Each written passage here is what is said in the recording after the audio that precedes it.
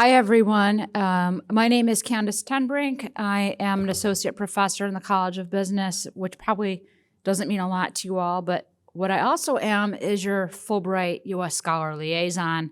And with that hat on, I am extremely, we are all extremely privileged to have Aferdita here today. She is with one of the Fulbright offices out of New York City, and she came all the way here to give us an amazing presentation about the U.S. Scholar Fulbright program. And her presentation will last for about 30 minutes. We'll have time for Q&A. If you want any snacks or coffee, head back over there and get it. And I think you all signed in, so thank you for being here. And with no further ado, Aferdita, thank you so much for coming. Thank you. Thank you so much, Candace, for organizing this event and for inviting me and for doing so much for the Fulbright program. We really appreciate it in our office. And I just want to also thank you for being we selected you actually for the Fulbright Scholar Liaison of the Month in October. That was posted in the Liaison newsletter, monthly newsletter in October, went out to all the Fulbright Scholar Liaisons across the United States, which is like over 1,700 people. So now they all know about Candace, so thanks again. We really appreciate this opportunity for me to be here. So my name is Aferdita Krasniqi. I'm Outreach and Recruitment Specialist, and I work on the Fulbright Scholar Program. And you can see my email there, so in case you want to stay in touch. I also have business cards, but I was just thinking maybe this is also a practical way for you to get my name and my email. So I work for the Institute of International Education based in New York City. And I'm thrilled to be here. It was such a nice day yesterday when I arrived. The weather was very nice.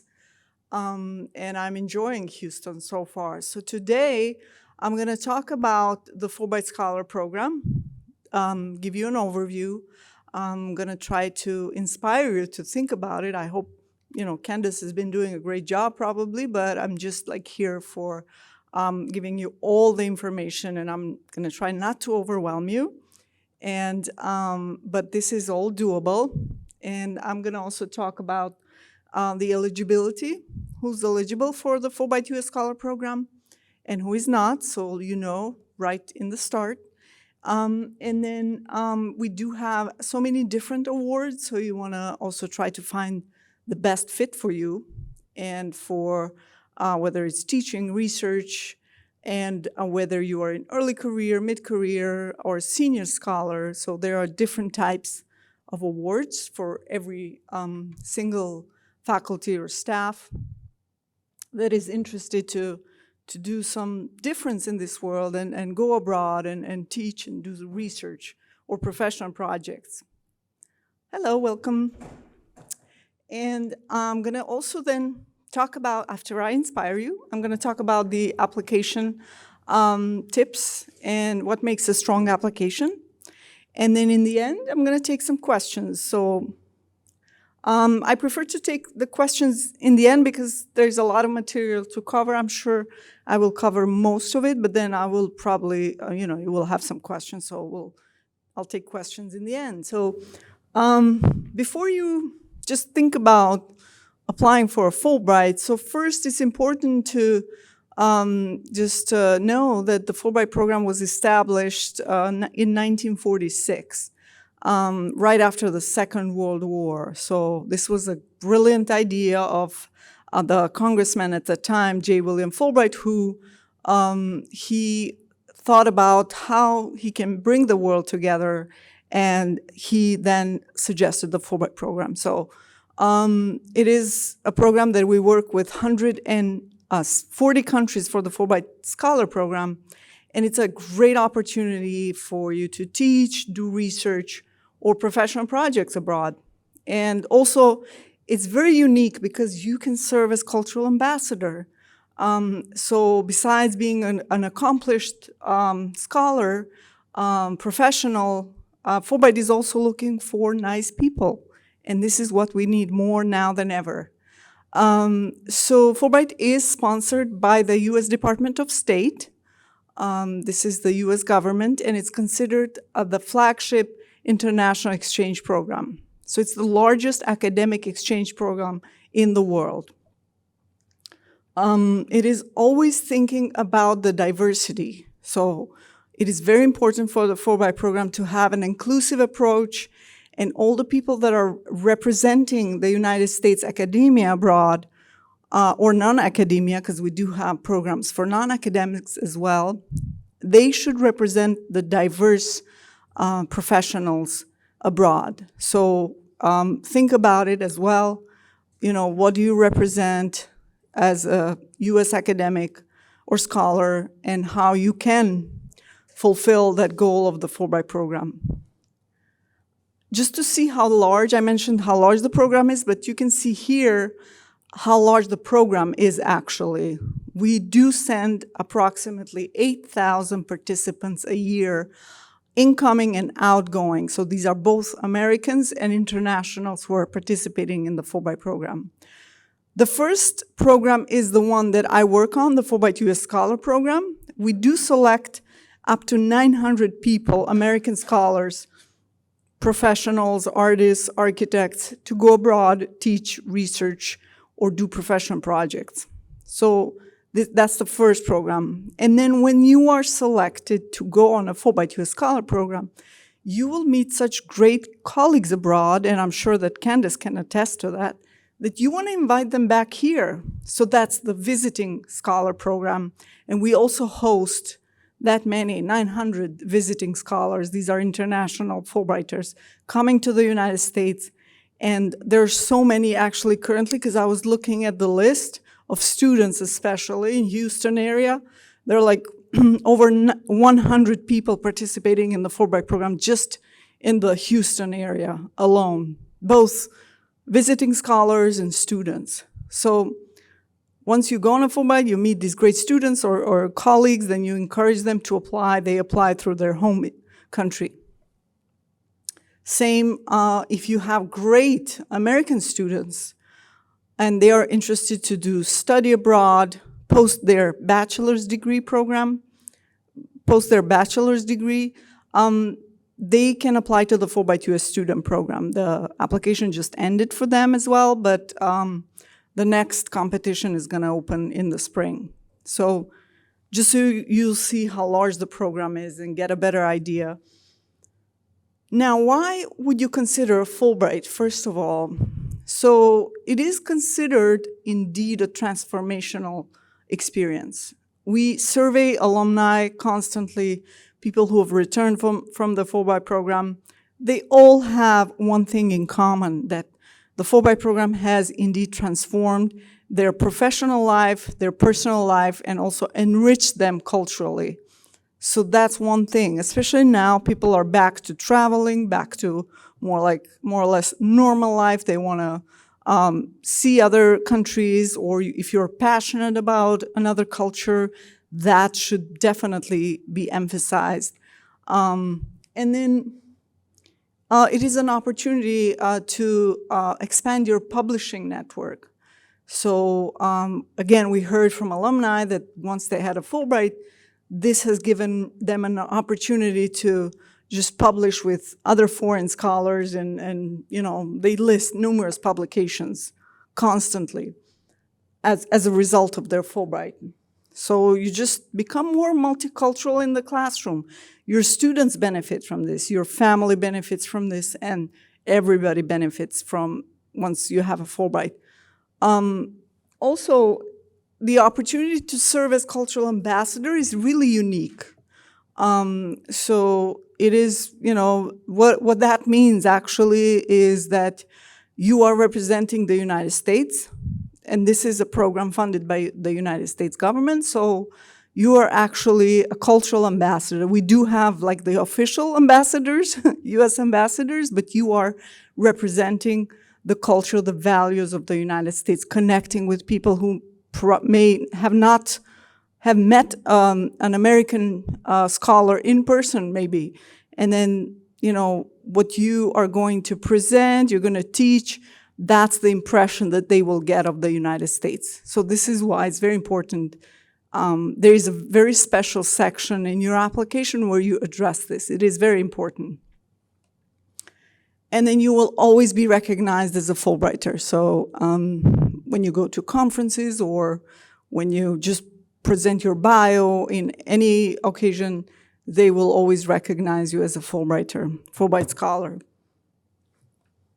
And then there is a very alumni network. Actually, they just had a Fulbright Association celebration in Denver, where Candace was, again, she's doing every day something about Fulbright.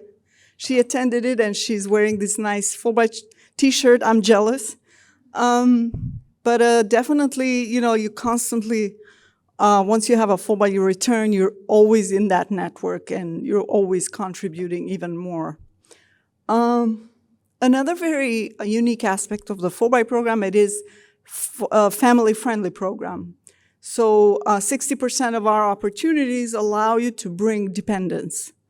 So if you have a teenage son or daughter, or you can't leave them here, you can bring them, or you can bring your spouse or partner. So then there are countries who will also give you some benefits for the living, to cover the living expenses, and of course the ticket is covered. So then, we hear from these family members who have accompanied their family member on a Fulbright that this has influenced their college application or their career in the future. So they also benefit so much from it. We love those stories. Another very important aspect of the Fulbright program, it is considered a very supporting program. So once, today, you're thinking about applying, and then once you decide to apply, we have a team that supports and gives you resources and prepares you for success. So we offer webinars, office hours, advising sessions, these presentations. And then we're very approachable. We do have dedicated staff members for every award, so that you can always reach out.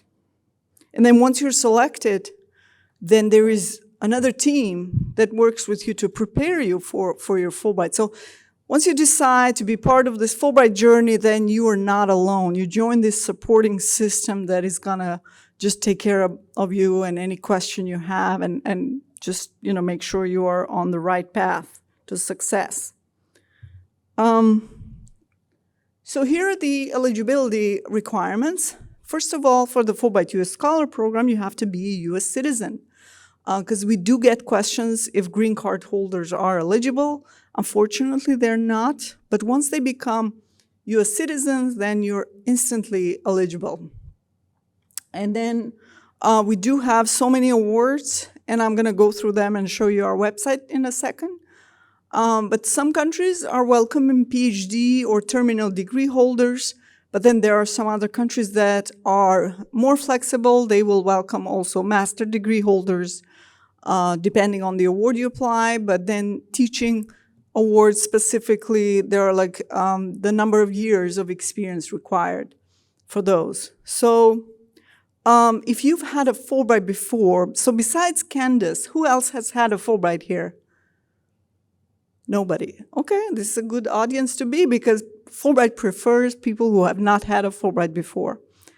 Yes, you can do it again, Candace. Not discouraging you, but it's just you need to provide more justification when you are a returning Fulbrighter.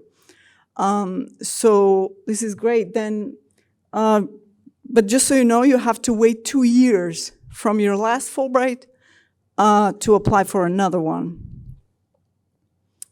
Here are the award types. The first category is the Scholar Award, and this is an opportunity for early career up to senior level of scholars. This is the most popular award.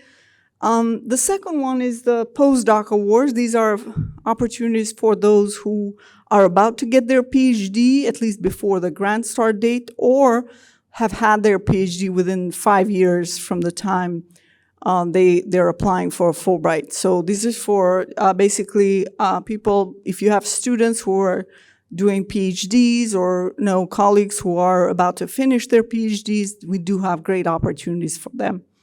And then the Distinguished Scholar Awards, these are for more experienced scholars. You have to have at least 13 years of teaching and research experience.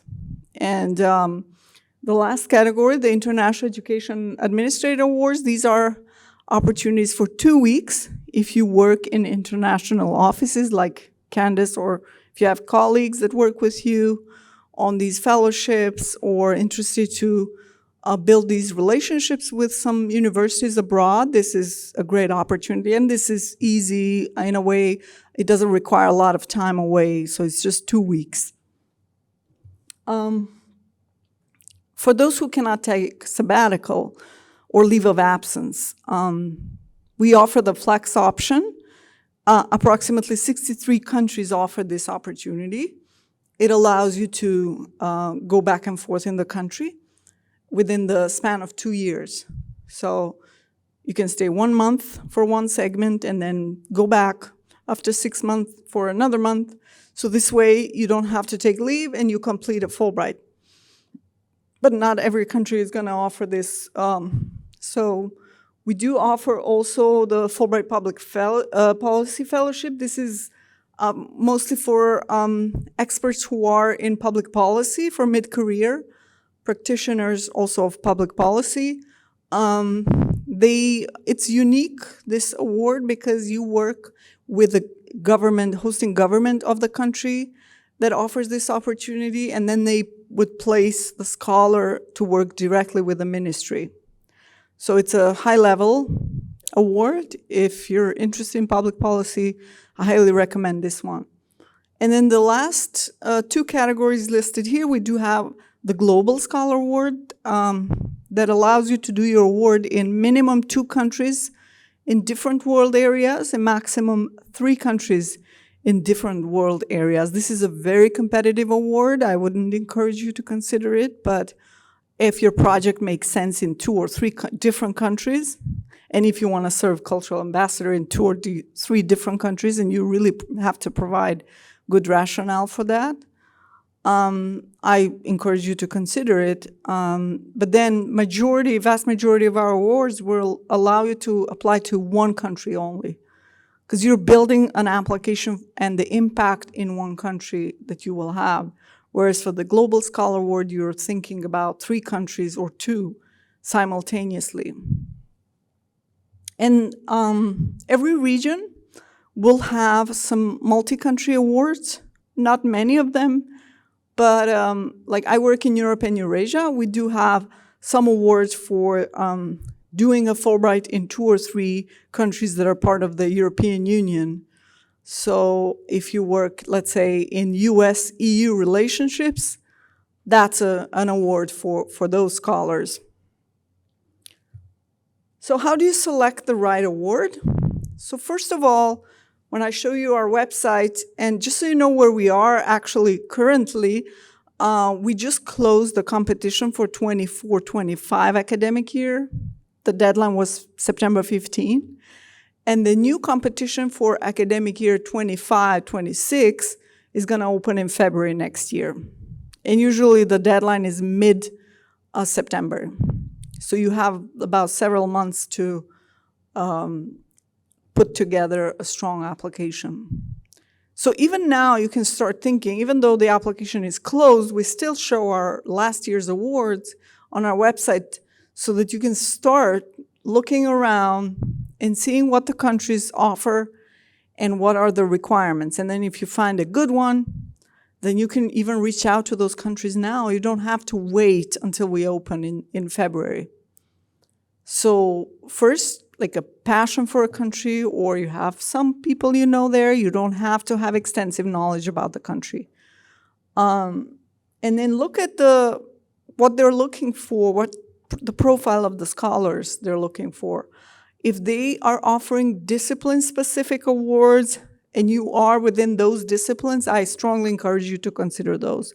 We do have many countries are offering all discipline awards in any discipline, so then you're competing with colleagues in any discipline. But if you're like in specific discipline, then that's always better. Why is the project important to the country? and how are they benefiting from your expertise? And in the long run, how is your home institution benefiting from this? What are you bringing back? Because these are things that you also need to address in your application. Now, here is a sample award and how it looks like, but that's our website, fulbrightscholars.org.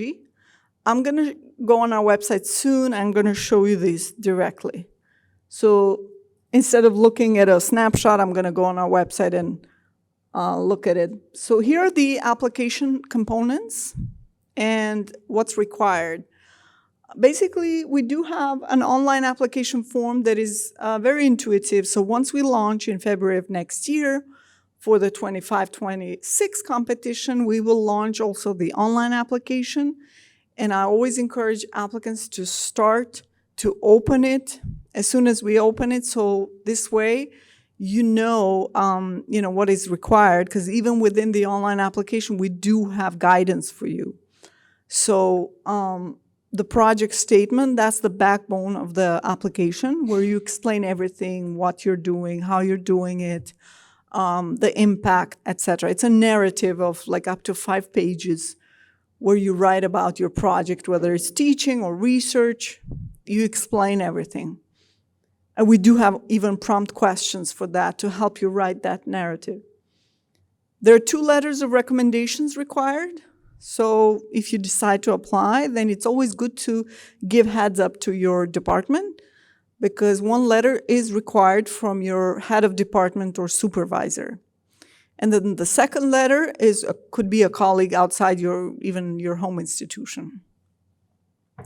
Your resume, of course, is required. And then majority of the awards do not require the language proficiency, but if they do, then you're required to fill this form.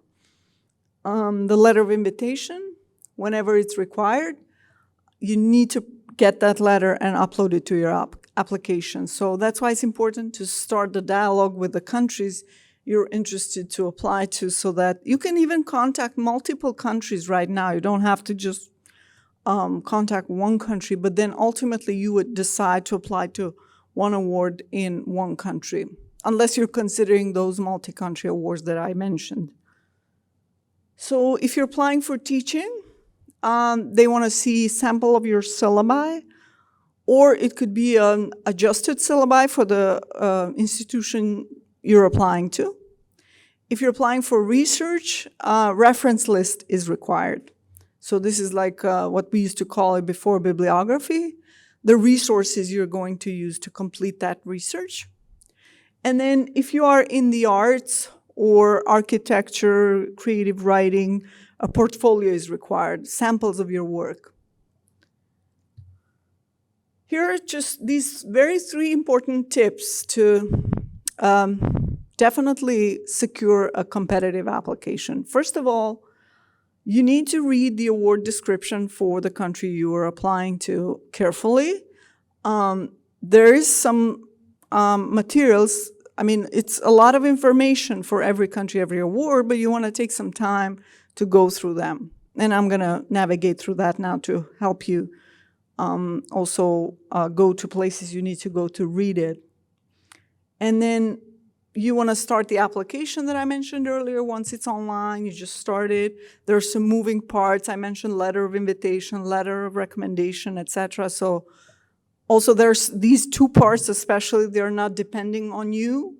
So they're depending on other people's actions. So that's why it's important for that to take action first. And then just, take advantage of the resources we provide.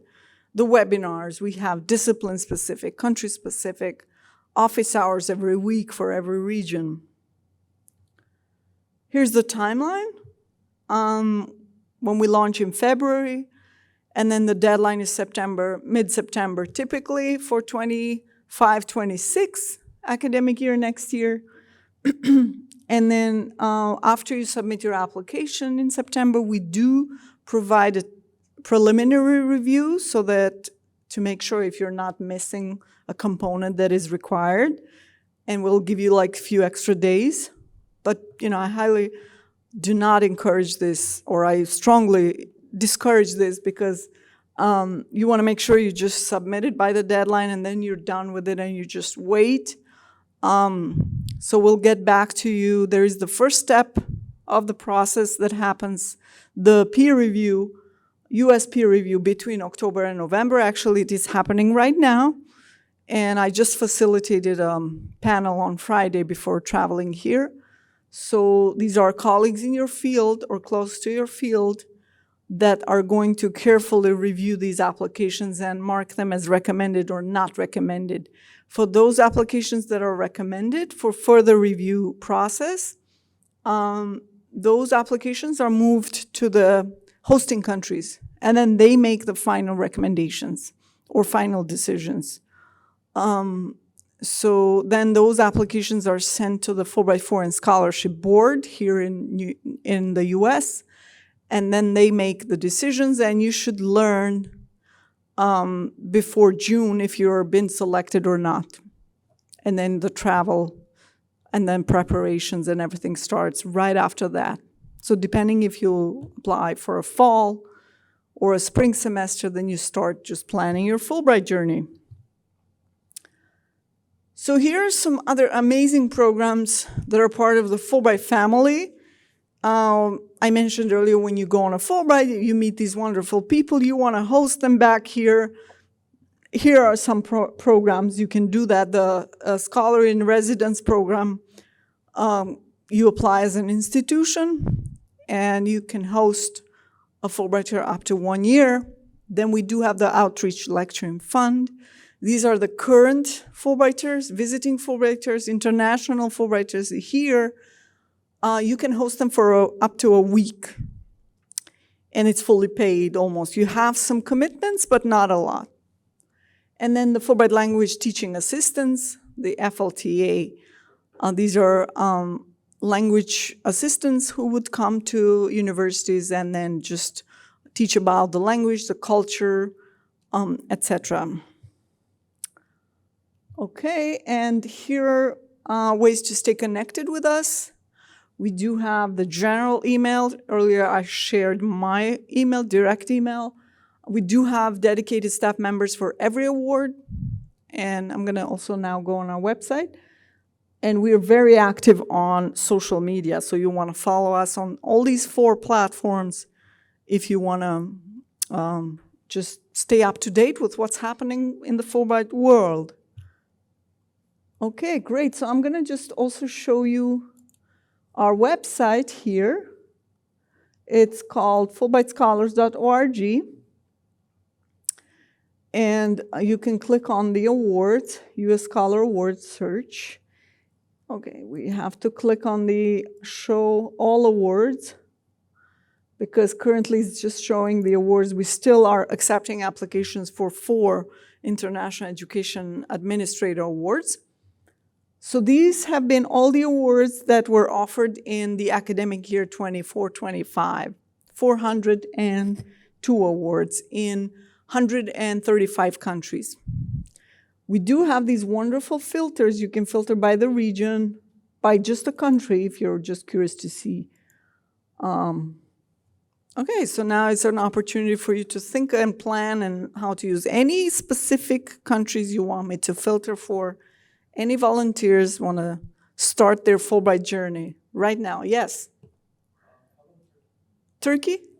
All right. So you just type, select from the drop-down list. Okay, I don't know if it's showing. Yeah, because we have Turkey and then Turkey, the original name for it. So as you can see, they're offering 9 awards, and they're specific to a discipline, American Studies, American Literature. So if what's your discipline? Linguistics, so that could be something for you, maybe? Let's see, okay. To go back to my mouse. So when you click on this, you can see further, it's showing more disciplines. So linguistics is not specific to this unless it's part of the American studies. Maybe that could be considered. But you look at the awards, so if you want to do teaching, then you can expand the teaching. The question mark is going to give you more information. Or if you can do a combination of both teaching and research. PhD or terminal degrees required. They're welcoming artists, mid-career up to senior academics, plus professionals. Professionals are, we categorize them as non-academics, so outside of academia. These could be writers who are not also teaching or academics. And then they're offering up to 5 awards. Here on the right-hand side, you can see the time frame that was offered for the last competition. So you want to adjust your project according to this. It's 4.5 months or 9 months. So it's 1 semester or 2 semesters. And they do not offer the flex option. So when you go, you just go full-time. And furthermore, the disciplines we discussed in the blue box here, these are the requirements. So if you're applying for the teaching only, then you just look for the teaching requirements, and you can also assist in curriculum development and all these things that are listed here. More details about the activity. And the location details is usually given the information about the hosting institution. So Turkey is, wants you to affiliate with a public or foundation university. And however, they will approve, they will have the approvals, whether this is an appropriate institution. So that's why it's important to reach out. We do have a Fulbright Commission in Turkey, and then you just reach out to them to confirm, or you can check with us, because for every award, like I mentioned here, we do have dedicated staff members. So my colleague Keegan works in Turkey with Turkey Awards, and then he can help you, because we also work with these countries, and we will reach out on your behalf to the Fulbright Commission. More information about the areas of interest and then special features of this award. Now, slowly you go back up, and please note here, every award will have these 4 different tabs. So the first one, we covered the award details. The second one is award requirement, sorry. So here it will list the deadline. Now it's closed, but when we open in February, it's going to have the mid-September deadline for next year. If you do hold a dual citizenship with the country you're applying to, you want to pay close attention. For Turkey specifically, they don't mind if you hold both U.S. and Turkish passports or citizenships. The letter of invitation is preferred. So when it is preferred, basically, it's good to get the letter. When it's required, you must get the letter, because the application will not be eligible. But when it's preferred, you can also submit it without the letter, but it's always good to have it. The reason why we put them preferred or optional for some other countries, you'll see that, is because the countries are not being very responsive. So that's why we don't want them then to require it if their institutions are not very responsive. But definitely don't reach out to anyone during summertime. So that's when, especially, I'm very familiar with European culture, because I'm also originally from there. Like when the universities are closed in June, then they're literally closed. So nobody's checking emails anymore. So it's important, like even now, to start that dialogue, and then in the springtime. So language proficiency requirements is listed here. And majority of the awards, again, English is going to be sufficient, but then there will be some, like here it says basic knowledge of Turkish can be helpful, but it's not required. Additional qualification information is listed here, and then additional comments, and the contact person for the Fulbright Commission in Turkey. And then you want to scroll again back. So click on the award benefits. This is where you will learn about the stipends. Every country has different amounts depending on the living expenses in the country. So in general, your experience as part of a Fulbright is supposed to be fully covered, including your travel, living expenses. But now, again, some countries are more generous than others. So here is where you will learn about the estimated, the travel, the allowance. They do offer dependent benefits, and they're going to specify what are those benefits, special awards benefits, etc. Just see. Yeah, so here's what you would be getting if you're based in Istanbul, for example.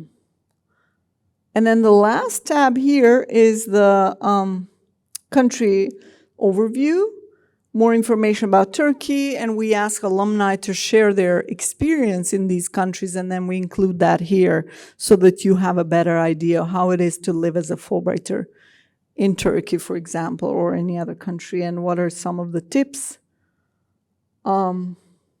All wonderful information, more resources, etc. Okay, great. So do you have any questions? Okay, so that everybody can hear you. Hello? Okay. Oh, hi, I'm Ray Romero. I'm from the History, Humanities, and Languages Department. I was trying to see about the different kinds of stipends because I noticed you had like a base living stipend and then you have an additional monthly one. I don't quite understand how that works. Can you repeat your question? Sorry. Yeah, if you go back to the very top, to where it says award benefits, Oh, the award benefits. Okay, hold on. Let's do this one. there seems to be like a base stipend and then a monthly. There you go. So like so 2340 and then 875. I don't quite understand how that works. Every country. Okay. So then this basically, yeah, you can keep the mic because then if others have questions, we can circulate that. Thank you. Because we probably we will have some audience online and we're recording this for future use. So basically, this is for how much you're going to have for your living. This includes your living expenses. It's not a salary per se. It's like to pay your rent, to pay the living expenses, the food, and then this additional stipend on top of that. So again, like I mentioned, this is going to culminate to probably $3,000 a month. And then for if you're bringing dependents, family members, so then there is like small difference if you're based outside of Istanbul or in Istanbul. So because Istanbul is more expensive, so it's like $100 more. But then if you are, okay, you also have like this additional allowance for like your books or materials you want to purchase, and then you just leave those to the hosting institution.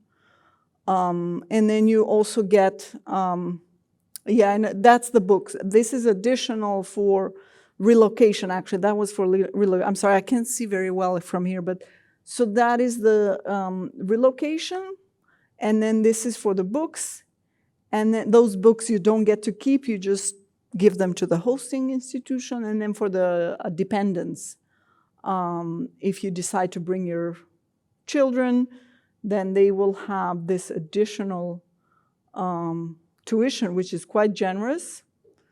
And yeah, so the housing may be provided by the host institution. Sometimes they will provide it, sometimes not. Then you have that extra money.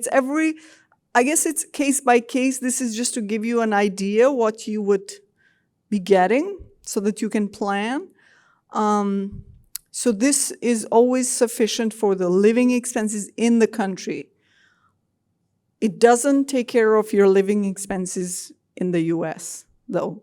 So that is something that your home institution, like the policies you have in place to support faculty and staff, and this is where Candace plays an important role as a Fulbright advocate.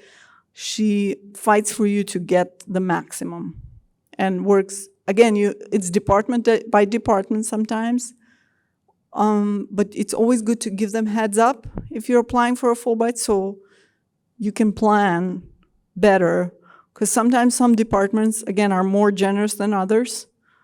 But planning early, I think it's good, it helps. I hope that answers your question. Thank you very much. Okay, any other questions? Ash Tiwari from Urban Education. So my question is, I have a country in mind, but that's about it. I don't have any connections. But I hear that in your presentation that start contacting, the host country and all that. So how do you do that? What country is it again? Singapore. Oh, okay. And I have a strong reason to go there. I want to study their school system. I'm education faculty. And I have published in journals there that's hosted by some of the universities. But that's about it. I don't really know anyone. Okay, great. Yeah, that's a good reason for you to do a Fulbright as a starter. But let's look, every country should have contact information. If not contacts, then they will have websites for the universities. Then you would need to go and do some further research to identify a good host and then just reach out to them. But let's look. So you start with contacting the person's name listed here on the website? So that, yeah, if they first. do have a name, that's great. Like, that's super helpful. If there is a name, an email, you just reach out to them directly.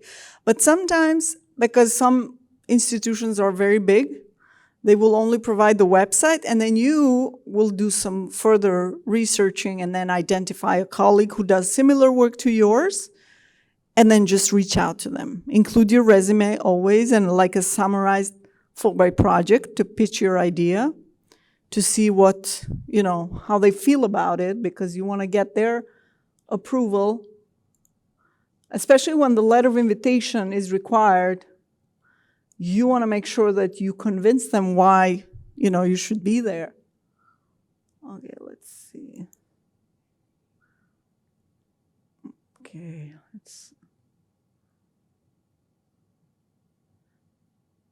So have you ever been there? Yes, I have been there as a tourist. Okay. Great. So, all right, they do have one award, all disciplines. And let's see, it's for research only or teaching only or both combined. And it's 3 to 8 months. Is it 8? 6. And this is the time frame. Again, this is the award they offered last year. It's been offered traditionally, but we cannot guarantee if they're going to offer it again, because in February we'll know. But usually when it's an all discipline award, they continue to offer it. So PhD is now required, and they're welcoming early career to senior academics. So early career means if you have less than 7 years of research and teaching experience, mid-career is more than 7, and then senior is more than 13 years of teaching and research in Fulbright terminology. So